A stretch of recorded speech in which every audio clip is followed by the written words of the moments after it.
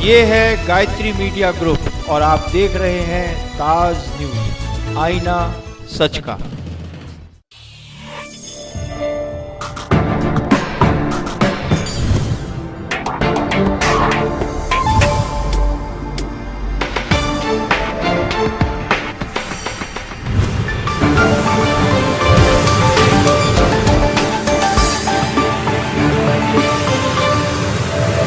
नमस्कार, ताज न्यूज के इस बुलेटिन में आप सभी का स्वागत है। मैं हूं आशिया खान। खबरों की शुरुआत करने से पहले देखेंगे आगरा शहर की सुर्खियां।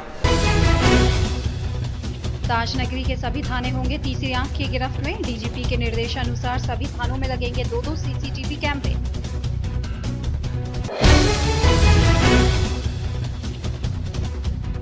चलती ट्रेन में युवती के साथ युवक ने की छेड़छाड़। कोल्ड ड्रिंक में नशीला पदार्थ मिला, युवती को पिलाया।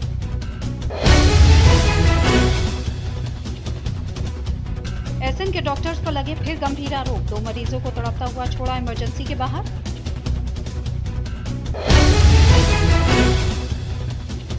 और एक दलित महिला को अपनी मजदूरी मांगना पड़ा महंगा। दबंगों ने महिला को दौड़ा कर पीटा। नगला देवी राम की घटना। और अब खबरें विस्तार से। DGP A K. जैन के निर्देश के अनुसार पूरे उत्तर प्रदेश के थानों पर सीसीटीवी कैमरे लगवाए जाएंगे, जिसकी शुरुआत आगरा से होगी। आगरा के सभी थानों में सीसीटीवी कैमरे लगाए जा रहे हैं। हर थाने में 2 कैमरे लगना सुनिश्चित किया गया है।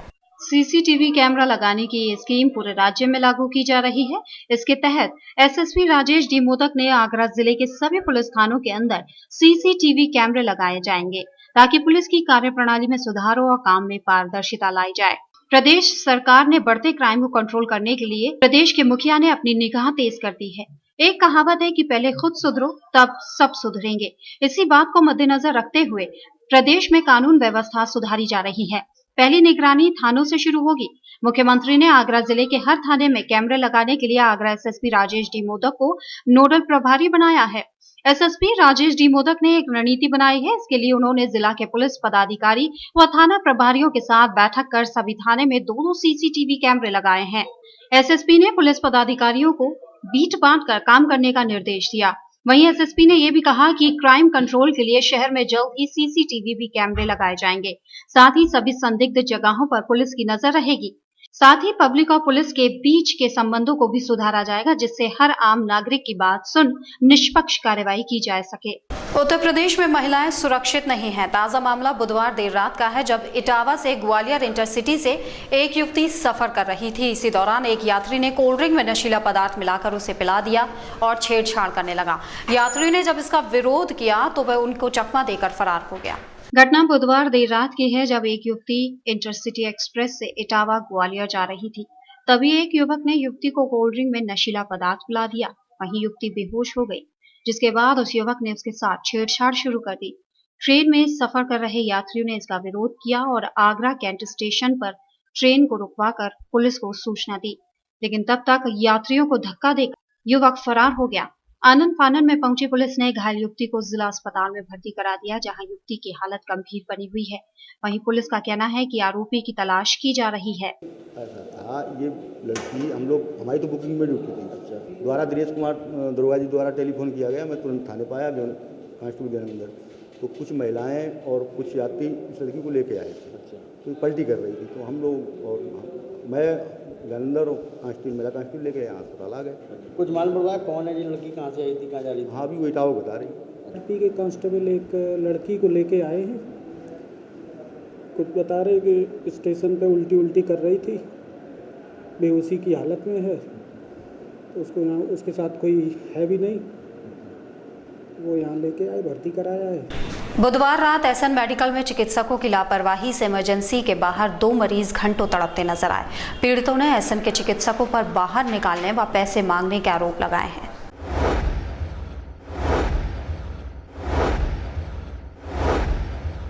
फिरोजाबाद का रहने वाला मरीज मुन्ना लाल बुधवार देर शाम को फिरोजाबाद से Agra SN medical college refer कर दिया गया था, जिसकी कुछ दिन पहले एक हादसे में टांग टूट गई थी। आर्थिक स्थिति ठीक न होने के कारण उसे एसएन मेडिकल कॉलेज में भर्ती होना था। वहीं मरीज मुन्ना लाल का कहना है कि एसएन मेडिकल कॉलेज के चिकित्सक उसे भर्ती नहीं कर रहे बल्कि उससे पैसे मांग रहे हैं। वहीं मुन्ना लाल ने बताया कि चिकित्सक पैसे मांगकर भर्ती करने की कह रहे हैं। इसी के साथ एक और मामला जो थाना जगदीशपुरा का है, जहां एक मरीज एक्सरे के लिए एसएन मेडिकल कॉलेज आया था। उसने भी यहां के डॉक्टर्स पर कई गंभीर आरोप लगाए हैं। फिर क्या हुआ? तो पहले ने एसएन में ले गए थे, वहाँ से बोल दी थी कि नहीं वहीं पे जाओ, इमरजेंसी जाओ। जिला अस्पताल ले गए थे। हाँ, फिर वहाँ से यानी कही थी कि वहाँ पे जाओ इमरजेंसी के बाद फिर कहा यहाँ पे कोई सुनवाई नहीं हो रही है। कितने बजे डोल रहे हो आप? वो कह रहे हैं कि मशीन ख़राब है, पहले वहाँ पे जाओ, एसएन में जाओ, जब बाद में करो। तो जी क्या हुआ है बच्चे के साथ? बच्चा गिर गया था छत पे से, अच्छा तो उसके चोट है, तो ये कह रहे हैं हेड इंजरी है। अच्छा। तो हमने भर्ती कराया, तो सिटी स्कैन के लिए बोल रहे हैं 1000 रुपया मांग रहे हैं। सिटी स्कैन का 1000 रुपया लगेगा। कौन मांग रहा है क्या? जो उसमें है डॉक्टर हैं, कौन है अच्छा।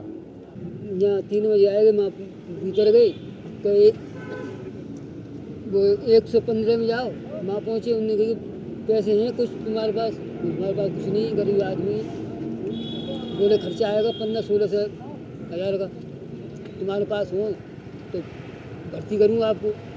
हमारे पास नहीं है, तो ऐसा बाल करते। थाना लोहा मंडी क्षेत्र में रहने वाले दबंग पर उसी के समाज के दर्जनों लोगों ने डीआईजी कार्यालय पहुंच गंभीर आरोप लगाते हुए इलाकाई पुलिस पर भी उसे संरक्षण देने का आरोप लगाया है। इसी के द्वारा समाज के लोगों पर ढाए जा रहे कहर से बचाने और सजा दिलाने को लेकर भी डीआईजी के नाम ज्ञापन सौंपा गया, जिसकी जांच के लिए क्षेत्राधिकारी लोहा मंडी को दिए गए हैं निर्देश। बालूगंज स्थित डीआईजी कार्यालय के बाहर मौजूद ये सभी थाना लोहा मंडी के सिर की मंडी के निवासी हैं और संगठिया समाज से हैं। ये सभी गरीब परिवार से हैं, घरों में काम कर अपना गुजर बसर करते हैं। आए दिन इन लोगों का आरोप है कि सिर की मंडी का ही रहने वाला एक दबंग, जिसका नाम ये लोग ओमी बता रहे हैं, उसके द्वारा इनकी नाबालिग लड़की की शादी जबरन एक अधेड़ से करने को लेकर दबंग ओमी दबाव बना रहा है और मना करने पर इनके साथ मारपीट करता है और झूठे मुकदमे में फंसाने की बात कहता है। पीड़ित परिवार के मुताबिक शातिर ओमी का क्षेत्र में दबदबा है और कोई भी उसके खिलाफ मुंह नहीं खोलता। जो भी उसके खिलाफ जाता है उसके साथ मारपीट की जाती है और झूठे मुकदमों में फंसा दिया जाता है। इसी के साथ पीड़ित ने बताया कि ओमी की स्थानीय थाने में भी तूती बोलती है। इसके चलते पुलिस भी उसके खिलाफ कोई कार्रवाई नहीं करती और जो भी शिकायत करने जाता है उसकी शिकायत दर्ज नहीं की जाती। पीड़ित द्वारा भी कई बार थाना स्तर पर शिकायत की गई, लेकिन कोई भी सुनवाई न होने पर उन्हें मजबूरन डीआईजी से शिकायत करने आना पड़ा। लोहा मंडी क्षेत्र में स्मृति भवन के सामने एक दबंग परिवार रहता है ओमी नाम का, जिसके परिवार में 3-4 लेडीज़ें हैं और 2 लड़के, 2 उसके खुद के बेटे हैं। बाकी 8-7 लोग उसके मथुरा के लड़के नए हुए उसके साथ रहते हैं। उसका जो असली फंडा है उसका है देह व्यापार का, सबसे अपने समाज के ऊपर ही। उस गली के अंदर 40 मकान है, लेकिन उस गली के मकानों में उसका ऐसा कब्जा बना हुआ है कि इन समाज के अंदर जो भी 15 साल की नाबालिग लड़की जवानी पे आती है, वो सबसे पहले यहाँ से हटाकर उसका सबसे मेन अड्डा जो है वो गोवर्धन चौराया है, वहाँ से वो लड़कियों की सप्लाई करता है। डीआईजी कार्यालय पर शिकायती पत्र देने के साथ ही पीड़ित ने एक सूची भी सौंपी है, जिसमें दर्जनों ऐसे मुकदमों का उल्लेख है जो ओमी द्वारा उसके खिलाफ आवाज उठाने वालों के विरुद्ध लिखाए गए हैं। इसमें स्थानीय पुलिस की मिलीभगत का आरोप भी लगाया गया है। इसी के साथ न्याय की गुहार लगाने के साथ ही सुरक्षा की भी मांग की गई है और उनके साथ किसी भी अनहोनी के लिए ओमी को दोषी मानने की बात कही गई है। संघातीय समाज द्वारा की गई इस गंभीर शिकायत और व्यक्ति विशेष द्वारा किए जा रहे उत्पीड़न को देखते हुए पीड़ित को न्याय मिले, इस मामले की जांच एएसपी सलमान ताज को दी गई है और जल्द ही रिपोर्ट मांगी गई है, जिसके आधार पर कार्रवाई की दिशा तय की जा सकेगी। बीती 8 जनवरी से लापता युवक के परिजनों द्वारा थाना सिकंदरा में दर्ज कराए गए मुकदमे को लेकर अब आगरा पुलिस के अधिकारी भी मुस्तैदी से छानबीन में जुट गए हैं। इसी क्रम में बुधवार को वरिष्ठ पुलिस अधीक्षक द्वारा महिला थाने में जाकर इस मामले से जुड़ी तकरीबन आधा दर्जन युवतियों से पूछताछ की गई।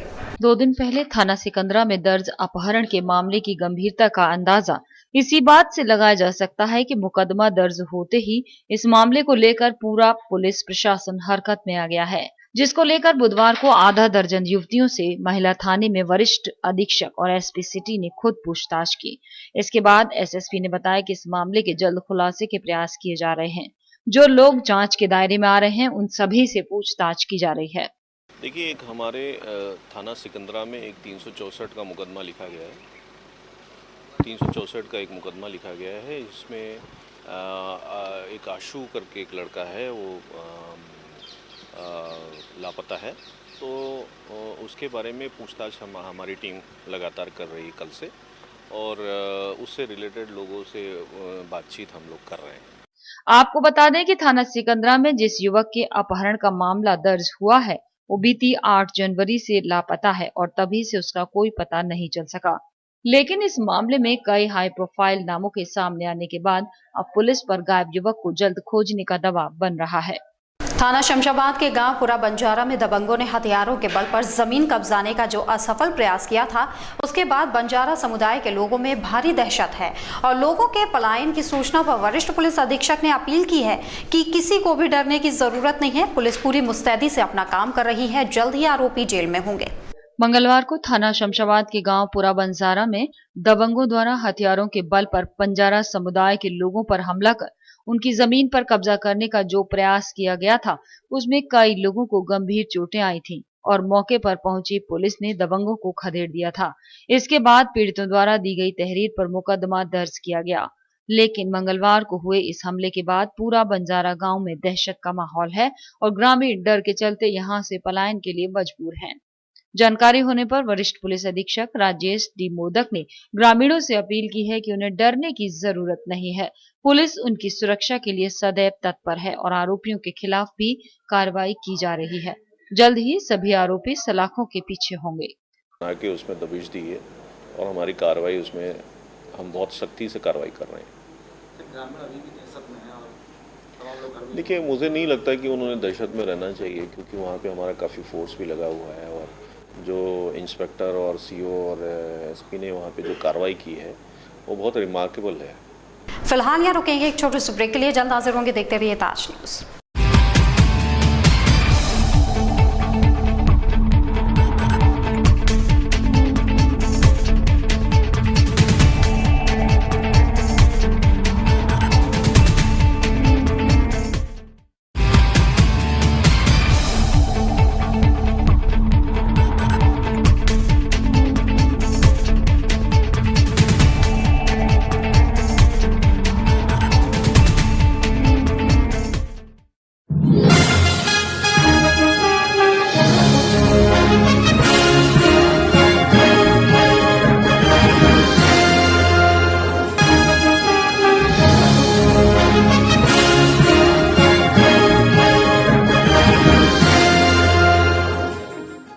कृपया ध्यान दें, नौकरी ढूंढोगे तो उम्र गुजर जाएगी।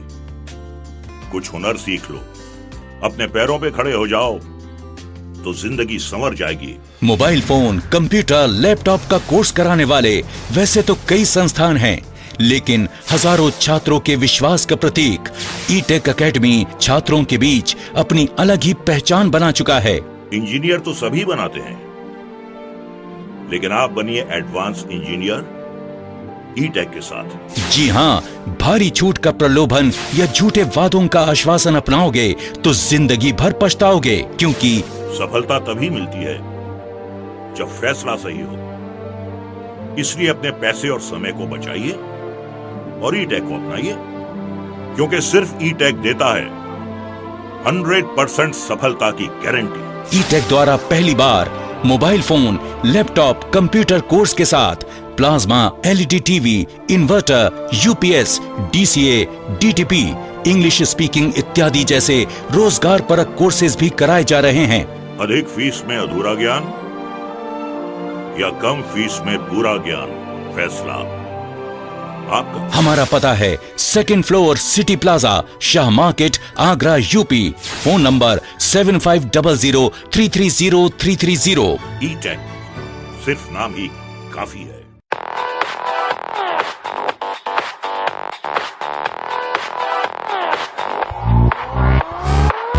Shri Balaji jewellers, gold, silver और डायमंड ज्वेलरी मिलने का विश्वसनीय स्थान। हमारे यहाँ आपको gold, hallmark certificate gold jewellery नए कलेक्शन के साथ उपलब्ध मिलेगी। संपर्क करें Shri Balaji jewellers, Fortune tower, near Kargil petrol pump, Agra. Phone number 9719333563 और 9759333992। श्री बालाजी ज्वेलरी, दुल्हन की jewellery, AD jewellery, artificial bangles, chain व सभी प्रकार के सेट्स यहाँ पर उपलब्ध है, तो तुरंत संपर्क करें। 21 सुपर बाजार, कारगिल पेट्रोल पंप के पीछे, आगरा। फोन नंबर 9358464218 और 8865911110। नंदिनी ग्रुप का एक और कदम, नंदिनी स्टेट। अब कागारौल में एक ऐसी कॉलोनी जहां आप पा सकते हैं पक्की सड़क, स्वच्छ जल, बिजली की सुनिश्चित आपूर्ति, हरे भरे पार्क, भव्य मंदिर, कॉमर्शियल प्लॉट और दुकान, वो भी बहुत कम कीमत में। ये सब सुविधा कागारौल में गेटबंद कॉलोनी यानी नंदिनी स्टेट में। अब गांव को शहर बनाना है, हमारा सपना आपका घर हो अपना। नंदिनी स्टेट।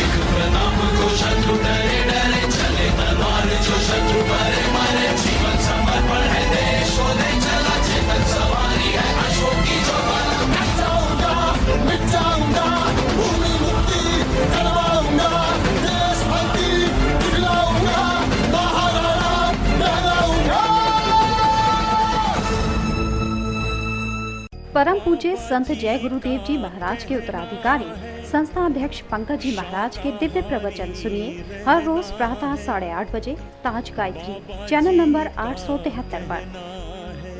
बाबा जी का कहना है शाकाहारी रहना है। निवेदक जय गुरुदेव धर्म प्रचारक संस्था मथुरा। संपर्क करें 9412726572।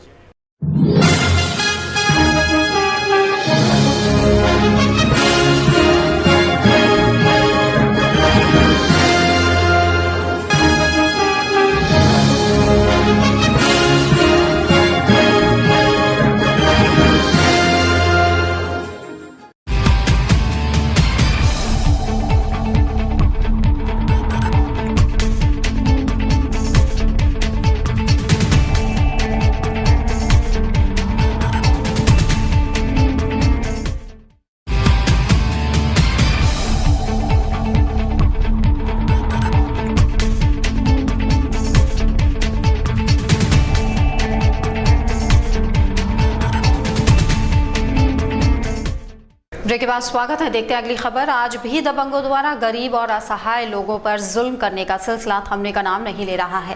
ताज़ी घटना एतमादपुर के नगला देवीराम की है, जहां एक दलित महिला को मजदूरी मांगना महंगा पड़ गया। दबंगों ने महिला को लाठी डंडों से पीटकर उसका सिर फोड़ दिया, लहूलुहान कर दिया, जिसके बाद पीड़िता की शिकायत पर पुलिस ने आरोपियों के खिलाफ तहरीर दी है। मामला एतमादपुर थाना क्षेत्र के गांव नगला देवीराम का है, जहां मजदूरी कर अपना पेट पालने वाली दलित महिला उर्मिला देवी ने अपने पति के साथ मिलकर बांस बोड़िया निवासी जगदीश की 7 बीघा खेत की फसल काटी थी। लेकिन जब पीड़ित महिला व उसके पति ने अपनी मजदूरी का भूसा और गेहूं मांगना चाहा तो दबंग खेत मालिक जगदीश ने अपने परिजनों के साथ मिलकर महिला को दौड़ा दौड़ा कर पीटना शुरू कर दिया और लाठी से उसका सर फोड़ दिया। इसके बाद पीड़ित महिला और उसके पति ने एतमादपुर थाने में तहरीर दी, जिस पर पुलिस ने महिला को इलाज कराने के लिए सरकारी हॉस्पिटल भेज दिया। एतमादपुर CHC के डॉक्टर SP सिंह ने बताया कि महिला का सिर फूटा है और हाथ में फ्रैक्चर है। फिलहाल पुलिस पीड़िता से तहरीर दबंगों के खिलाफ मुकदमा दर्ज कर कार्रवाई की बात कह रही है। एतमादपुर क्षेत्र के नगला देवीराम में आज एक घटना हुई। उर्मिला नाम की महिला जो अपना मजदूरी का पैसा मांगने गई थी, तो दूसरे पक्ष द्वारा उसकी मारपीट कर दी गई है। उसका मेडिकल कराया गया है, तहरीर मिल गई है, मुकदमा कायम करा के गिरफ्तारी की जाएगी। फतेहपुर सीकरी विधानसभा के कई गांव में बूंद बूंद पानी के लिए तरस गए हैं लोग। सपा नेता और सीकरी विधानसभा पर समाजवादी पार्टी की ओर से घोषित उम्मीदवार प्रवीण राजपूत और जिला पंचायत सदस्य लाल सिंह लोधी ने जिनकी परेशानी को दूर कराने का प्रयास किया। सपा नेताओं ने जल निगम के अधिकारियों को क्षेत्र के हालातों से वाकिफ कराया, जिन्होंने जरूरी कार्रवाई सुनिश्चित करने का भरोसा दिलाया है। आगरा के फतेहपुर सीकरी विधानसभा क्षेत्र में तमाम समस्याओं ने स्थानीय जनता की समस्याएं बढ़ा दी हैं, जिसमें अनेक गांव ऐसे हैं जहां पीने के लिए पानी तक नसीब नहीं। आलम यह है कि गांव वालों को जिला तो क्या दूसरे प्रदेश यानी राजस्थान के बॉर्डर से लगे गांव से पानी लाना पड़ता है। इसी समस्या को जब ग्रामीणों ने सपा के विधानसभा प्रत्याशी प्रवीण राजपूत और सदस्य जिला पंचायत लाल सिंह लोधी को बताया तो उन्होंने तत्काल जल निगम के अधिकारियों से संपर्क किया और समाधान की मांग की। करके ग्रामीणों के साथ मैं आज जल निगम के चीफ इंजीनियर साहब से मिला। उन्होंने अपने फॉर्म में आते हुए और वहाँ के एई साहब को और एक्सचेंज साहब को बुला करके उनको पूरी फाइलें निकलवाई, उनसे दिखवाया, उनको सर्वे के आदेश दिए और फौरी तौर पर उन्होंने कहा है कि जो 8-10 हज़ार में रीबोर हो जाए या टंकियों की व्यवस्था हो जाए, यहाँ जहाँ कनेक्शन नहीं हुआ कनेक्शन हो जाए और इस तरह से वहाँ पर सुधारने के उनको आदेश दिए गए हैं। ये सब बड़ा ही दुर्भाग्य फतेहपुर सीकरी विधानसभा का। देश आज़ाद हो गया लेकिन फतेहपुर सीकरी विधानसभा अभी तक आज़ाद नहीं हुई है। ये अभी भी बेड़ियों में जकड़ी हुई है क्योंकि वहाँ ना कोई पानी की व्यवस्था ना कोई सड़क की व्यवस्था है। आज प्रमुख रूप से हम जो पानी की समस्या है वहाँ क्षेत्र में इतना हाहाकार मचा है, वहाँ से विधायक भी है, सांसद भी है। इस दौरान उनके साथ विधानसभा के पार्टी कार्यकर्ता भी थे जिन्होंने सपा नेताओं के साथ अधिकारियों को क्षेत्रीय समस्याओं से वाकिफ कराया। विधानसभा फतेहपुर सीकरी के सैकड़ों ग्रामीण जिनकी पानी की विकराल समस्या है उनको लेके आज हम जल अभियंता साहब से मिले। उन्होंने हमें आश्वासन दिया है कि बहुत जल्दी उसका निराकरण किया जाएगा, उनकी समस्या को समाधान किया जाएगा। दरअसल तमाम जनप्रतिनिधि होने के बावजूद भी फतेहपुर सीकरी विधानसभा का आज तक ढंग से विकास नहीं हो पाया है, जिससे क्षेत्रीय जनता में भारी नाराजगी है और इस बार वो अपना मन और मत दोनों बदलने के संकेत भी दे रहे हैं। ओलावृष्टि से पीड़ित किसानों के लिए तहसील सदर बांटेगी 22 करोड़ रुपए, शासन से 1.5 करोड़ रुपए के रूप में जिसकी पहली किश्त आ गई है। एसडीएम सदर ए दिनेश कुमार ने इस संबंध में बताया कि पीड़ित किसानों के चेक तैयार हो चुके हैं जिन्हें संबंधित गाँव में नायब तहसीलदार और लेखपाल कानूनगों की मदद से वितरित किया जाएगा। आगरा में तहसील सदर ने ओला पीड़ितों की मदद के लिए प्रदेश सरकार से राहत की मांग की थी, जिसके नुकसान का आकलन कर तहसील प्रशासन ने 22 करोड़ की डिमांड भेजी थी, जिसे स्वीकारते हुए शासन ने पहली किश्त के रूप में 1.5 करोड़ रुपया तहसील को दिया है। उप जिलाधिकारी सदर ए दिनेश कुमार ने जानकारी देते हुए बताया कि इस राशि को चिन्हित किए गए आपदा पीड़ितों के बीच बांटा जाएगा, जिसके चेक बन चुके हैं और लेखपालों के जरिए इनका वितरण कराया जाएगा। दरअसल बीते दिनों में आसमान से बरसी आफत ने जिले के सैकड़ों किसानों की फसल बर्बाद कर दी। ऐसे में उनकी मदद करना शासन का नैतिक दायित्व था। देर से ही सही पर इस राशि की जानकारी के बाद इतना तो है कि किसानों की सुनने वाला कोई तो है। श्री राम लाल वृद्धाश्रम के 3रे वार्षिकोत्सव के मौके पर संस्था के प्रमुख सहयोगियों का हुआ सम्मान, जिनका संस्था की ओर से अभिनंदन किया गया। कैलाश मंदिर के पास बने इस आश्रम में एकत्रित हुए महानुभावों ने विगत 3 वर्षों में हुए कामों की सराहना की और दूसरों को भी उनसे प्रेरणा लेने की बात कही। श्री रामलाल वृद्धाश्रम का नाम आगरा में किसी परिचय का मोहताज नहीं है। पिछले 3 सालों में जिसने आगरा में समाज सेवा के क्षेत्र में नए आयाम स्थापित किए हैं। संस्था के 3रे वार्षिकोत्सव के मौके पर आयोजित कार्यक्रम में विभिन्न समाज सेवियों का सम्मान किया गया, जिन्होंने आश्रम को समय समय पर अपना अमूल्य सहयोग प्रदान किया। आश्रम के प्रमुख संरक्षक अशोक जैन सिंह ने बताया कि यहाँ के प्रबंधन ने बुजुर्गों को घर जैसा माहौल देकर उनके बुढ़ापे को संवार दिया है, जबकि बाकी लोगों ने भी इस सामाजिक केंद्र की जमकर सराहना की। वृद्धाश्रम के 3रे वार्षिकोत्सव पर स्वर्गीय संतोष चंद जी जैन की स्मृति में एक पक्षी विहार का लोकार्पण हुआ है। आश्रम के प्रमुख सहयोगी आगरा विकास मंच के उपाध्यक्ष राजकुमार जैन, लॉयंस क्लब के पूर्व डिस्ट्रिक्ट गवर्नर जितेंद्र चौहान, विवेक खन्ना, रोशन लाल गुप्ता, ब्रजमोहन अग्रवाल, भोले बाबा डेयरी के हरिशंकर अग्रवाल, अमीर चंद मांगलिक का सम्मान हुआ। मैडम संगीता भटनागर के मार्गदर्शन में चले इस कार्यक्रम ने सेवा का एक नया वातावरण आगरे को दिया है। सहयोग जिन्होंने किया उनका सम्मान समारोह था, तृतीय स्थापना दिवस था और एक पक्षी विहार का लोकार्पण संगीता भटनागर मैडम के द्वारा किया गया है। निश्चित तौर पर मैडम का सहयोग शहर के लिए वास्तव में बहुत महत्वपूर्ण है। वो हर सामाजिक कार्यक्रम में हिस्सा लेती हैं और रामलाल वृद्धाश्रम गरीबों असहाय लोगों की मदद के लिए बना हुआ है। हम सब लोगों की कोशिश है कि वो ऐसे लोग जो माता पिता कहीं न कहीं अपने परिवार से तिरस्कृत होते हैं, ये हमारी संस्कृति के खिलाफ है, लेकिन फिर भी कहीं वो उस डिप्रेशन में न चले जाएं, कोई ऐसा कदम न उठा लें। इसलिए स्थापना हुई इस आश्रम की और हम चाहते हैं ऐसे माता पिता जब यहाँ रहते हैं और मन शांत होता है तो हमारी कोशिश होती है कि हम उनको घर भेजें। भाग्यशाली वो लोग होते हैं जिनके माता पिता जिनके साथ रहते हैं, सौभाग्यशाली वो लोग होते हैं जिनके माता पिता लंबे समय तक साथ रहते हैं और दुर्भाग्यशाली वो लोग होते हैं जिनके रहते हुए जिनके माता पिता को किसी आश्रम में रहना पड़ता है। लेकिन फिर भी अगर कभी किसी को परेशानी है तो रामलाल वृद्धाश्रम तैयार है उनकी सेवा करने के लिए, उनकी मदद करने के लिए।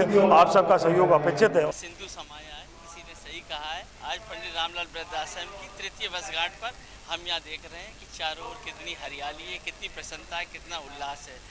जीवन से हार चुके ऐसे हमारे वृद्ध बुजुर्गगण यहाँ पर रह रहे हैं, लेकिन वो यहाँ रहकर भी संतोष व्यक्त कर रहे हैं कि उन्हें यहाँ एक ऐसा माहौल मिल रहा है, यहाँ एक ऐसा सेवा का माहौल मिल रहा है कि जो उनकी उन्होंने कल्पना नहीं की थी। श्री रामलाल वृद्धाश्रम में पंडित शिव प्रसाद शर्मा जी, हरिप्रसाद शर्मा जी का परिवार जिस तरीके से कर्मठता से सेवा कर रहा है वो अनुमोदनीय, वंदनीय, अनुकरणीय है।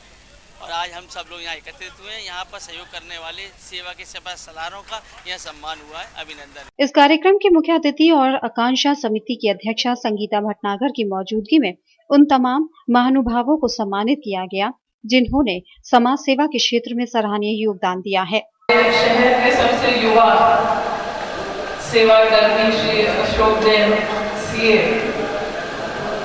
जो अपने स्वास्थ्य की परवाह किए बिना निरंतर सेवा में लगे रहते हैं। आगरा को किस तरह से स्वच्छ बनाएं, किस तरह सुंदर बनाएं, किस तरह आगरा को उसकी गरिमा दिलाएं। और कोई भी ऐसा सेवा कार्य नहीं है जिसमें आप पीछे रहते हैं। का तृतीय वार्षिकोत्सव हुआ है जो कैलाश मंदिर पर 3 साल पूरे हुए हैं और इस समय रामलाल वृद्धाश्रम में हॉस्पिटल, लाइब्रेरी, सत्संग भवन, खाना खाने का हॉल, मल्टीपर्पज़ हॉल, गौशाला, 175 कमरे बन चुके हैं और 3 साल में ये सब काम करके दिखाया है संस्था ने। इसके साथ ही यहाँ 130 वृद्धजन और 140 गाय निवास कर रही हैं। सभी शहरवासियों का भरपूर सहयोग है। आज 7 लोगों का सम्मान हुआ है। इस मौके पर ताज न्यूज के प्रधान संपादक ठाकुर पवन सिंह जी ने भी अपनी बात रखी और ऐसे आयोजनों से प्रेरणा लेने की सीख दी। ये आपका बेडरूम है, ये आपका ड्राइंग रूम है, ये आपका ये चिक्की का कमरा है, ये बेटी का कमरा है, लेकिन इसमें दादा दादी और नाना नानी का कमरा कहाँ है? उनके पास कोई जवाब नहीं था, क्योंकि उन्होंने एक कुत्ते का कमरा भी बता दिया था कि कहाँ बनेगा। मेरी पढ़ाई लिखाई मेरे माँ बाप ने किस तरह से पेट काट के करी होगी मैं शायद नहीं भूल सकता। हो सकता है कि आने वाली पीढ़ी के दबाव में मुझे अपना बच्चा बड़ा प्यारा लगे, उसके लिए मैं सब भूल जाऊँ, लेकिन मैं तो आप सब मंच के सामने और जितने भी मेरे बुजुर्ग बैठे हैं सबसे उस पीढ़ी की तरफ से हाथ जोड़ के माफ़ी मांगना चाहूँगा। शायद उनके भी प्रायश्चित हो जाए जिनकी वजह से यहाँ लोगों को आश्रम में रहना पड़ता है, जिनकी वजह से इतने बड़े बड़े आश्रम के इंतजाम करने के लिए सीए साहब जैसे लोगों को, हमारे चौहान साहब जैसे लोगों को, विकल साहब जैसे लोगों को इंतजाम करना पड़ता है। लेकिन माफ़ करिएगा, ऐसे किसी आश्रम की परिकल्पना भारतीय संस्कृति में, हिंदुस्तान में, किसी भी धर्म में कहीं नहीं है जहाँ बाप तो आश्रम में रहे, माँ आश्रम में रहे और बेटा बेटी बहू सब करोड़ों की गाड़ियों में घूमे। तो इनको तो बस एक प्यार चाहिए और कुछ नहीं चाहिए। क्योंकि आज भी मेरी माँ मुझसे ये कहती है तू कहाँ जा रहा है, इधर मेरे दिमाग की नसें फट जाएंगी, ये घी पी ले। और उस समय मुझे वो आँख बंद करके थोड़ा सा घी पीना पड़ता है क्योंकि मेरी माँ कहीं नाराज ना होगा। लेकिन वो सारी झुर्रियाँ जो आपके चेहरे पर नजर आती हैं वो मुझे अपनी मजबूरियाँ गिनाती हैं, समाज की मजबूरियाँ गिनाती हैं। चाहे हम चांद पे पहुँच जाएं, लेकिन यदि हम अपने माँ बाप के दिल में और चरणों पे नहीं पहुँच पाए तो हम कहीं नहीं पहुँच। गौरतलब है कि आगरा विकास मंच के उपाध्यक्ष राजकुमार जैन, लॉयंस क्लब के पूर्व गवर्नर जितेंद्र चौहान, प्रमुख सराफ रोशन लाल गुप्ता और भोले बाबा डेयरी के हरिशंकर अग्रवाल के ब्रजमोहन अग्रवाल सहित अपने वैचारिक और शाब्दिक ज्ञान के जरिए समय समय पर समाज को दिशा दिखाने वाले ताज न्यूज चैनल के प्रधान संपादक ठाकुर पवन सिंह जी का भी संस्था की ओर से सम्मान कर सभी से आगे भी ऐसा करने के लिए प्रोत्साहित किया गया। ताजमहल जो अपनी खूबसूरती के साथ साथ ताज परिसर में फैली अव्यवस्थाओं के लिए भी विख्यात है। ताज परिसर में फैली अव्यवस्थाओं को दुरुस्त करने के लिए ताजमहल के नवागत सीए ने ताजमहल परिसर का दौरा किया और परिसर में फैली अव्यवस्थाओं को तत्काल प्रभाव से दुरुस्त करने के आदेश दिए। ताजमहल परिसर जो काफी समय से अपनी बदहालियों और परिसर में फैली अव्यवस्थाओं के लिए विख्यात था, जिसका खामियाजा ताज दीदार को आने वाले सैलानियों को उठाना पड़ता था। इन्हीं सब बातों को ध्यान में रखते हुए ताजमहल के नवागत एएसआई अधिकारी राम रतन ने ताज परिसर का दौरा किया। दौरे के दौरान नवागत सीए को ताज परिसर में कई जगह अव्यवस्थाएं फैली नजर आईं, जिन्हें देख राम रतन ने कर्मचारियों की जमकर लताड़ लगाई। साथ ही ताजमहल परिसर में फैली अव्यवस्थाओं को तत्काल प्रभाव से दुरुस्त करने के आदेश जारी किए। नवागत एएसआई अधिकारी ने जब से ताजमहल का चार्ज संभाला है, ताज परिसर के हालात दुरुस्त करने की जुगत में लगे हैं। वहीं परिसर के दौरे के दौरान नवागत सीए साहब ने सफाई कर्मचारियों को भी खूब खरी खोटी सुनाई। क्योंकि जब उन्होंने ताज के पश्चिमी प्रवेश द्वार का दौरा किया तो वो गंदगी का अंबार लगा हुआ था। इसी के साथ उन्होंने बुकिंग काउंटर का भी दौरा किया, जहां फैली अव्यवस्थाओं को तत्काल प्रभाव से दुरुस्त कराने के आदेश दिए। साथ ही इन्हें दुरुस्त करने के बाद उसकी जानकारी विभाग को देने की बात कही। फिलहाल ताजमहल के नवागत एएसआई अधिकारी पूरे जोश खरोश के साथ ताज परिसर में फैली अव्यवस्थाओं को दुरुस्त करने की जुगत में लगे हैं।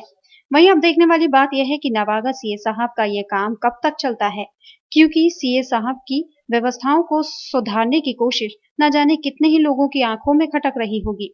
बहरहाल राम रत्न जी ताज परिसर को दुरुस्त करने के काम में पूरे जोश से लगे हैं।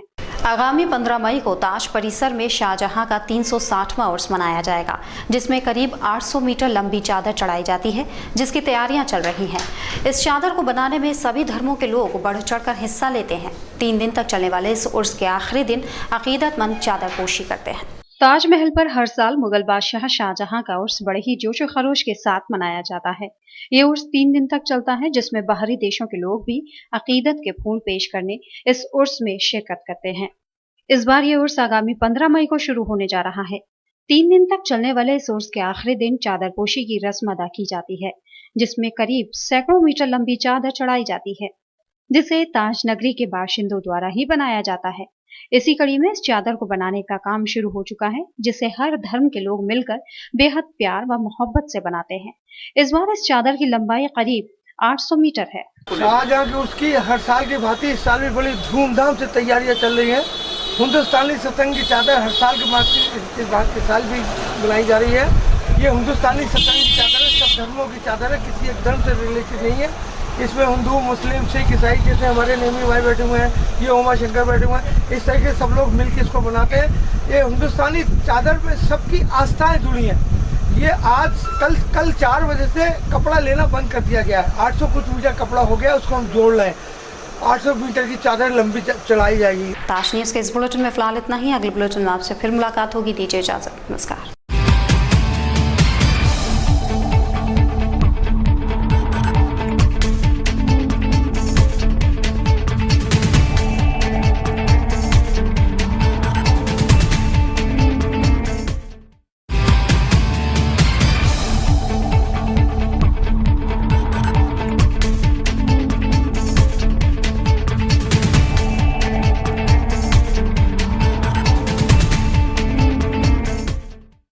ये है गायत्री मीडिया ग्रुप और आप देख रहे हैं ताज न्यूज़, आईना सच का।